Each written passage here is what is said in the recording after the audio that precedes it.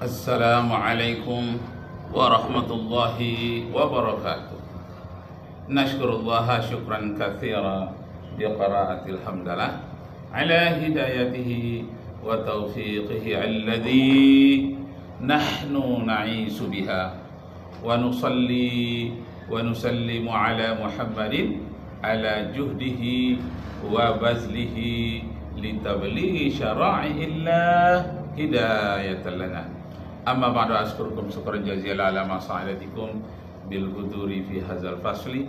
Sa'ufassiru alaikum wa'ziddini wa sa'ufassiru alaikum khutbati ala lughatil Indonesia khususan. Ikhwani wa akhawati wa zumalai, bapak-bapak, ibu-ibu, saudara-saudara sekalian, sekali lagi assalamualaikum warahmatullahi wabarakatuh. Kajian kita pada hari ini adalah tentang setiap detik bertemu dengan Allah. Orang ateis selalu menanyakan, mana Allahmu? Padahal kita setiap detik sudah bertemu dengan Allah. Orang-orang Nasrani yang biasa menyembah di gereja, melihat ada patung Nabi Isa atau patung Yesus, nampak oleh dia. Tahu-tahu masuk ke dalam masjid tidak ada nampak apa-apa. Lalu katanya, mana Allahmu? Mana Allah? Nah, padahal setiap detik umat Islam bertemu dengan Allah. Sebagaimana setiap detik umat Islam bertemu dengan udara, bertemu dengan angin. Mana anginnya? Mana udaranya? Udaranya tidak tampak. Tapi setiap detik, setiap hari tidak pernah manusia tidak bersama dengan udara. Kalau manusia tidak bersama dengan udara lagi, berarti manusia itu telah mati. Menghembuskan napas kita memakai udara. Di dalam lambung kita ada udara, kadang-kadang kita buang, namanya buang angin. Kemudian di pori-pori kita, di mana-mana udara semuanya. Banyak sekali dalam udara kita pun ada udara. Setiap hari bertemu dengan udara, bahkan udara itu di dalam tubuh kita udara itu lebih dekat daripada urat leher kita. Nah, apalagi Allah Subhanahu wa ta'ala. Yang menggerakkan udara itu adalah Allah. Yang menyediakan minuman bagi kita dalam air itu adalah Allah. Yang menyiapkan zat-zat dalam makanan itu adalah Allah. Manusia hanya tinggal mengolahnya. Air hanya tinggal mengambil, mengolahnya agar menjadi air yang bersih. Makanan berupa roti, nasi, lauk pauk, semuanya kita makan, tinggal mengolahnya. Maaf. Jadi semua itu sudah dipersiapkan oleh Allah. Begitulah caranya kita bertemu dengan Allah secara umum. Kemudian kita bertemu dengan Allah setiap detik melalui zikir di lidah kita. Subhanallah, maha suci Allah. Walhamdulillah, pujian bagi Allah. La ilaha illallah, tiada Tuhan selain Allah.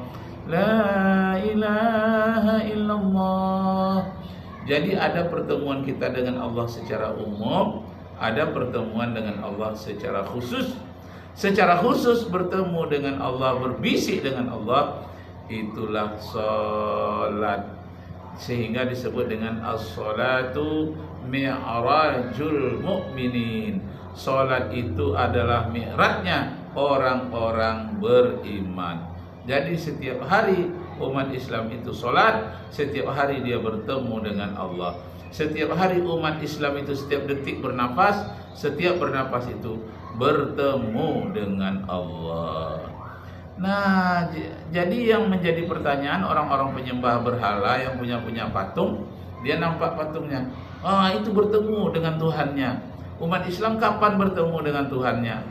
mereka bertemu dengan Tuhannya yang dianggap itu patung itu Tuhannya, itu apabila dia berhadapan dengan patung-patung itu. Tapi umat Islam bertemu dengan Allah setiap detik, tidak mampu dilihat oleh mata, tapi mampu dirasakan oleh hati, oleh fitrah ketuhanan, fitrah khilqatun asliyah, penciptaan semula jadi ada di dalam hati manusia. Itu bertemu dengan Allah, lalu melihat awan yang bergerak dihembus oleh angin, dia membawa hujan, itu atas perintah Allah. Kita lihat ada mobil lewat di jalanan, bisa dia dibawa oleh supir, kemudian ada energi yang menggerakkannya. Siapa yang menyiapkan energi? Itu Allah. Nah, melihat kendaraan kita bertemu dengan Allah. Bersyukur dan berterima kasih ya Allah, karena Engkau telah menyiapkan segala hal yang berkaitan dengan kehidupan ini. Semuanya, setiap detik itu semuanya Allah, Allah, Allah, Allah. Bunga-bunga yang mekar kita lihat indah. Kapan manusia mengukir keindahan bunga itu? Dia alami, tumbuh, dan alami ini adalah fitrah bunga dari Allah, ciptaan Allah, ciptaan semula jadi. Lalu kita lihat pula ada ayam hutan, ada peternakan, ada burung merak dengan bulu-bulu yang indah. Kapan manusia melukis bulu-bulu burung merak yang begitu indah? Itu tidak ada manusia melukisnya. Itu adalah lukisan dari Allah Subhanahu wa Ta'ala. Jadi apapun yang kita pandang, apapun yang kita dengar, apapun yang kita rasakan, itu semuanya dari Allah. Berarti kita telah bertemu setiap hari dengan Allah, dan kita dipantau oleh Allah Subhanahu wa Ta'ala. Mungkin cahaya bintang di malam hari kita menyangka itu adalah cahaya biasa, cahaya bintang. Padahal itu pantauan Allah Subhanahu wa Ta'ala dengan bermacam-macam sinar dari bintang.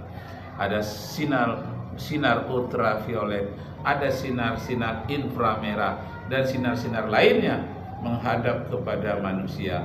Pengawasan Allah terhadap manusia supaya manusia bisa mempertanggungjawabkan amalnya di akhirat kelak. Allahu Akbar, Allahu Akbar, Allahu Akbar. La ilaha illallah, Allahu Akbar, Allahu Akbar, walillahil hamd. Setiap detik kita bertemu dengan Allah. Jadi apakah bukan pertemuan dengan Allah itu Nabi Muhammad ketika Isra Mi'raj? Nah, sebelum Isra Mi'raj, Rasulullah SAW juga sudah bertemu dengan Allah. Misalnya dengan utusan Malaikat Jibril. Siapa yang mengutus Malaikat Jibril membawa wahyu kepada Nabi Muhammad? Allah. Kenapa Jibril bisa bergerak menuju Nabi Muhammad? Karena Allah. Seluruh pergerakan, seluruh makhluk yang diciptakan, apapun yang dilihat dari Allah, Allah, Allah, semuanya dari Allah. Nah, jadi kalau begitu, bukankah mau melihat Allah melalui Isra Mi'raj saja? Tidak.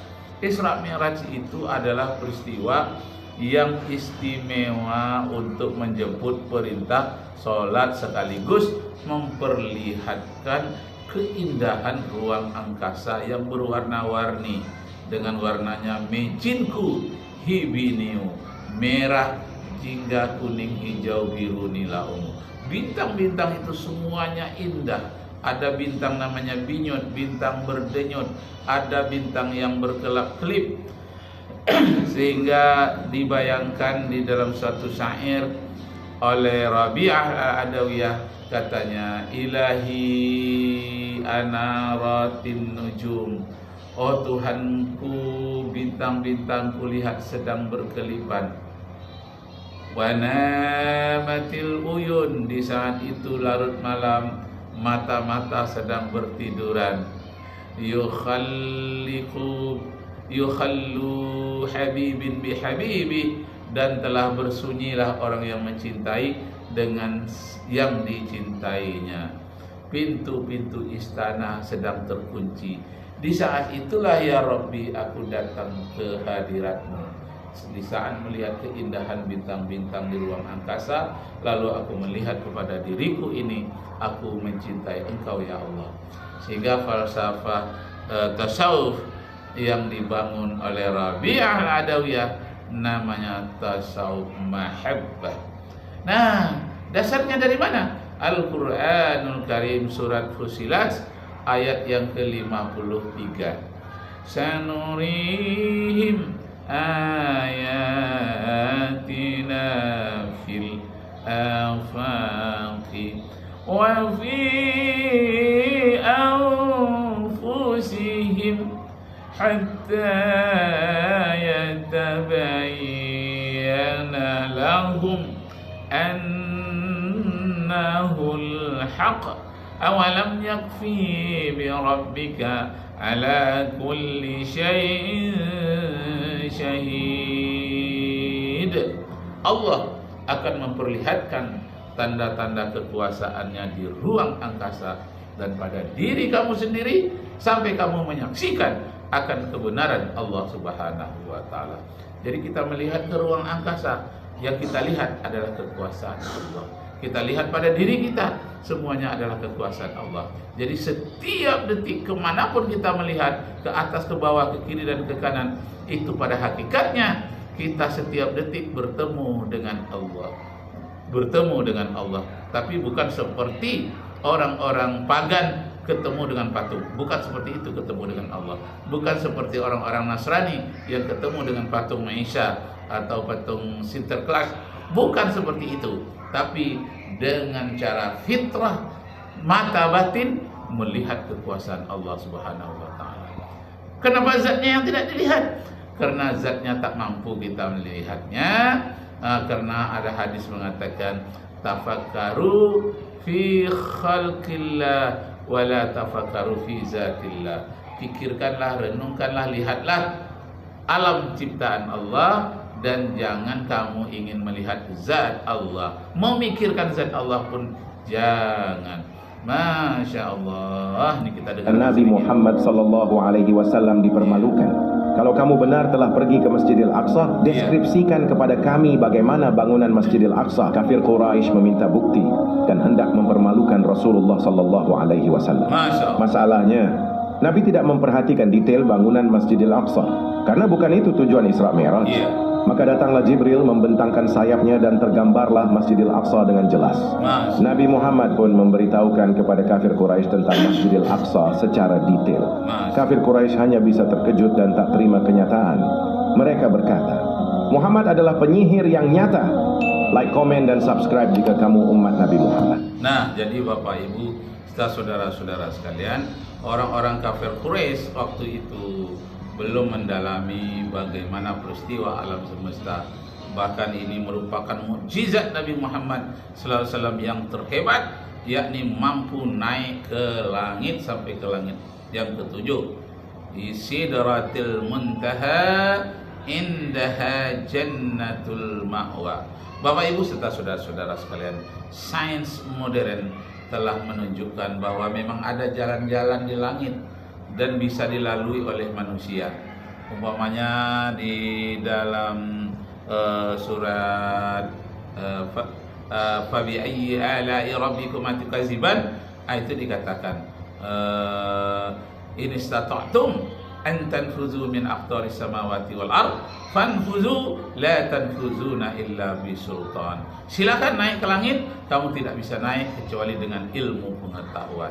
Demikian, terima kasih. Wabillahi taufiq wal hidayah. Arju minkum afwan. Wassalamualaikum warahmatullahi wabarakatuh.